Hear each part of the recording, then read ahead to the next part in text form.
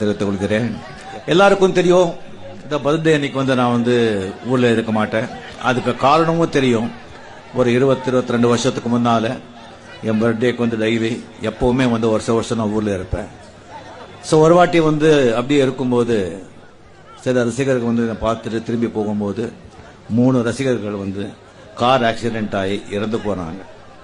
அவங்க இறந்து போன பிறகு அவங்க தாய் தந்தைகள் என்கிட்ட வந்தாங்க. அவங்க ஒரு கேள்வி கேட்டாங்க. அதை என்னால் பதில் சொல்ல முடியல. அதை நான் சொல்லவும் நான் விரும்பல. அப்போதிருந்து நான் இங்க பர்த்டே இருக்க மாட்டேன் அப்படின்னு சொல்லி நான் முடிவு பண்ணேன்.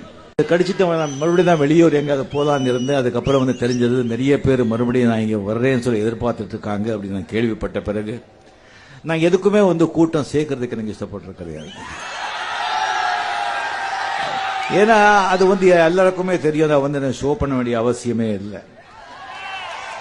நான் எனக்கு சொன்ன முடிஞ்ச அளவுக்கு யாருக்குமே தொந்தரவு பண்ணக்கூடாது, தொந்தரவு ஆகக்கூடாது, அவங்களுக்கும் சரி மற்றவங்களுக்கும் சரி தான் என்னுடைய முக்கியமான ஒரு குறிக்கோள். அதனால தான் இல்லை நான் வரல யாருக்கும் முதல்ல சொல்லாதீங்க அப்படின்னு சொல்லிட்டு ஈவன் 12ஆம் தேதி நான் ஊர்ல இருக்கிறதுங்கிறது 10 நாளுக்கு முன்னாலே நான் முடிவு பண்ணியிருந்தா கூட முதலையே சொன்னா நிறைய பேரு நிறைய ஊர்ல இருந்து லாரி பஸ் வேன் எல்லாம் அது மற்றவங்களுக்கெல்லாம் ரொம்ப தொந்தரவாகவும் மற்றவங்க தொந்தரவும் கொடுக்க கூடாது. அதுக்கப்புறம் அவங்க அவங்க கொண்டாடி போகும்போது சேஃபா அவங்க வீட்டுக்கு போவாங்களா இல்லையாங்கிற ஒரு காரணத்துக்காகத்தான் யாருக்கும் சொல்ல வேண்டாம், 11ஆம் தேதி மட்டும் சொன்னா போதும் அப்படின்னு சொல்லி நான் சொல்லியிருந்தேன்.